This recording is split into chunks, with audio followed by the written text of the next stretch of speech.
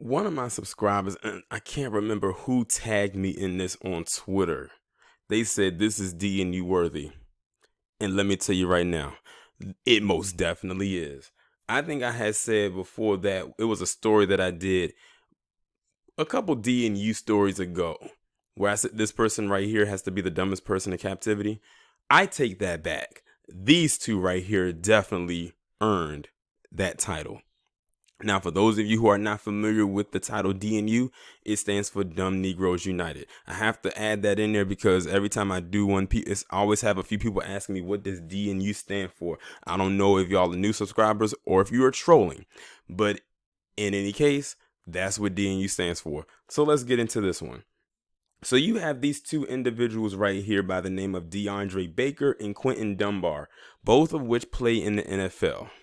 And these two careers are probably about to come to an end, considering the act in which they committed. I'm not going to even try to summarize what they did. I'm going to just let the article speak for me because it's that dumb and it's that bad. Warrants have been issued for the arrest of New York Giants cornerback Deandre Baker, who is the one on the right, and Seattle Seahawks cornerback Quinton Dunbar, the one on the left, by the Miramar, Florida Police Department, stemming from an incident that occurred Wednesday, May 13th. Baker has been charged with 4 counts of armed robbery with a firearm and 4 counts of aggravated assault with a firearm, while Dunbar has been charged with 4 counts of armed robbery. Per the police report, Baker took money and watches from the victims with force and was armed with a semi-automatic firearm.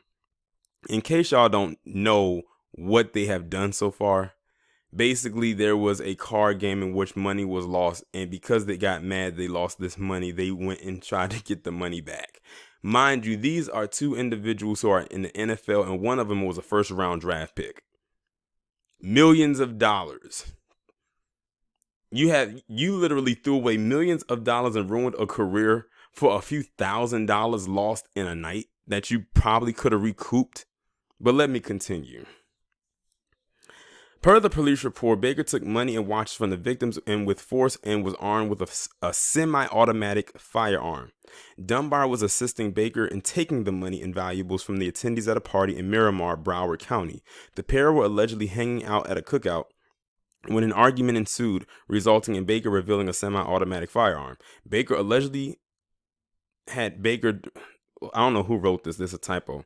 Baker allegedly directed a third member wearing a red mask to shoot a person who entered the party, but the gun was not fired. Both Baker and Dunbar are believed to have taken over 3 timepieces, including an $18,000 Rolex watch and a hublot worth $25,000. Baker and Dunbar also took $7,000 in cash. Mind you, like I said, these are two guys who have multi-million-dollar contracts. And one was a first-round draft pick. Like, how do you screw that up? And the one that got drafted as a first-round draft pick got drafted last year. Like, you just got into the league. 2 affiants did not see Dunbar with a firearm, but one said the opposite. A spokesperson for the Miramar police told ESPN there had been discussions with at least one of the players' representatives about turning himself in, but neither have done so at this time.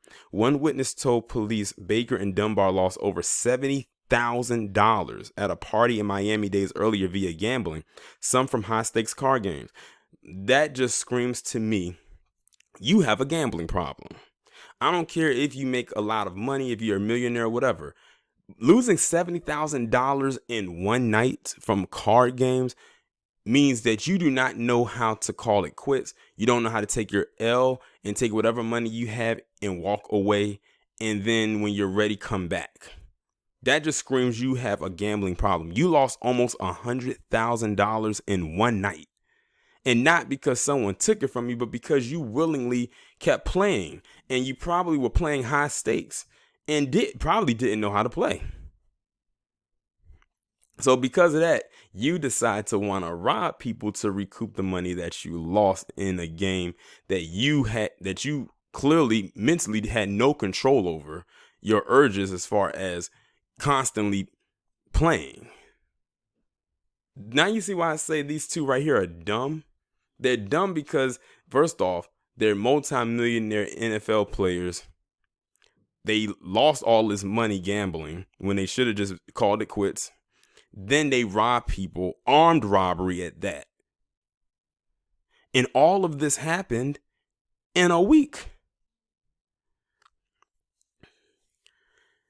It says another witness said those involved in the robbery all left in 3 different vehicles, a Mercedes-Benz, a Lamborghini, and a BMW, which were pre-positioned for immediate departure from the scene of the crime.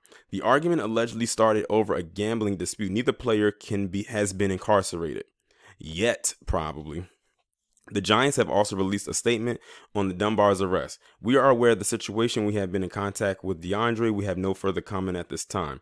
Dugan also reported Baker did not participate in the Giants virtual meeting Thursday or any other meeting during the team's voluntary virtual OTAs this past week. I wonder why. Baker, a first-round draft pick to the Giants in the 2019 NFL Draft, recorded 61 tackles and started 15 games for the Giants in his rookie season. He finished with 8 passes defensed and allowed 6 touchdowns. He was expected to be a starter in the 2020 defense after improving down the stretch of a rough rookie season with the addition of defensive coordinator Patrick Graham, suiting Baker's skill set. Dunbar spent the first 5 seasons of his career with the Washington Redskins and posted a career-high 4 interceptions last season. Opposing quarterbacks had just 68.4 passer rating targeting Dunbar in 2019, and he allowed 3 passing touchdowns. The Seahawks acquired Dunbar for the Redskins for a 2020 5th-round pick in March. It can't get any worse than that. Like, these two are idiots. Plain and simple.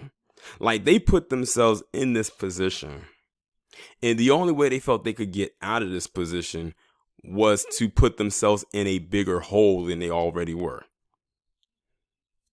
Like, you already lost $70,000 gambling. At what point did you feel that it was a good idea to keep going after you lost, say, maybe $10,000? That should have been your wake-up call, but no, you decided to lose $60,000 more.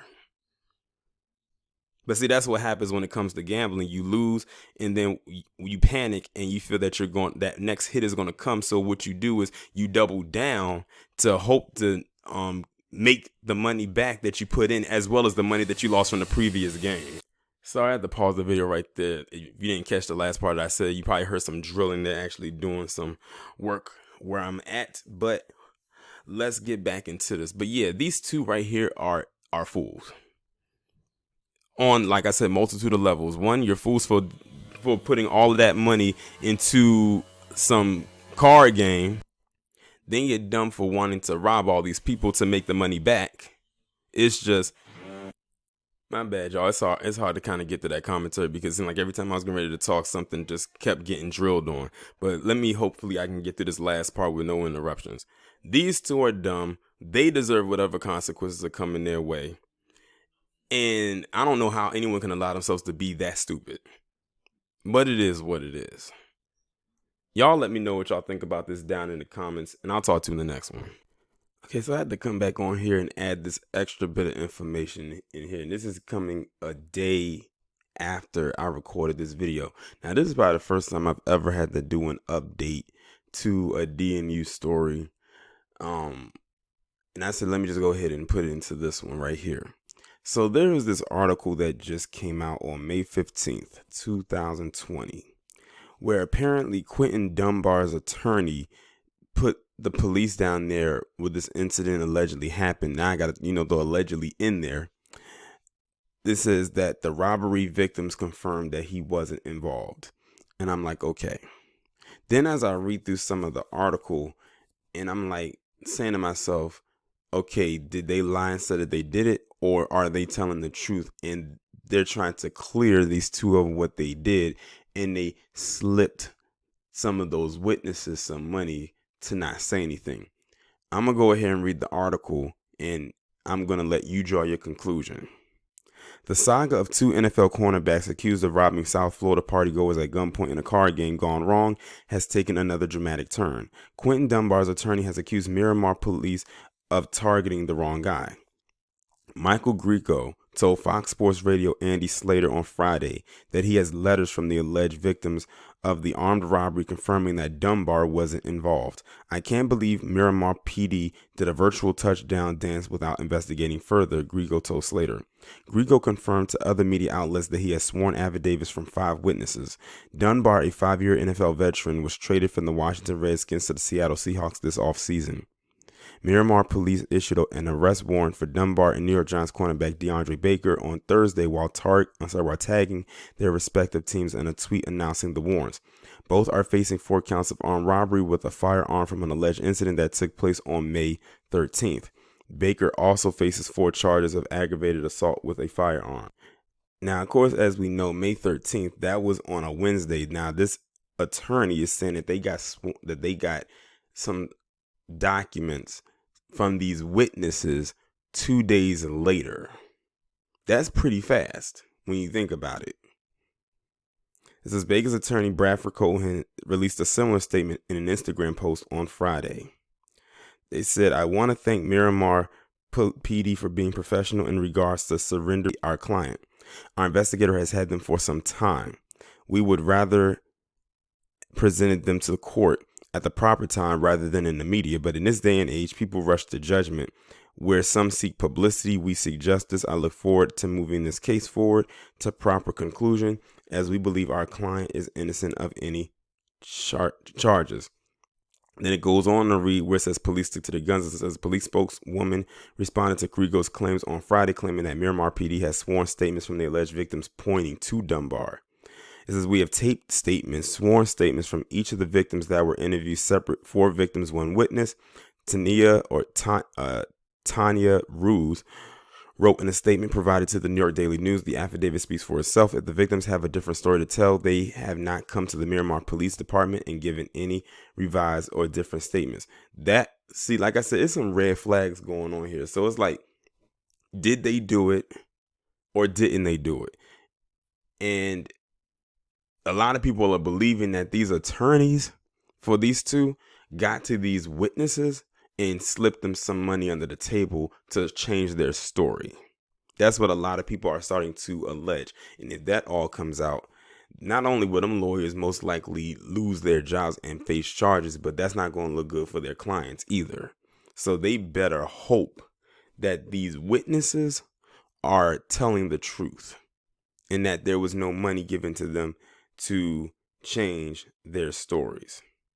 But that's really the update I wanted to slip in there. Y'all draw your own conclusion. Do you think that they are innocent of what they're being accused of?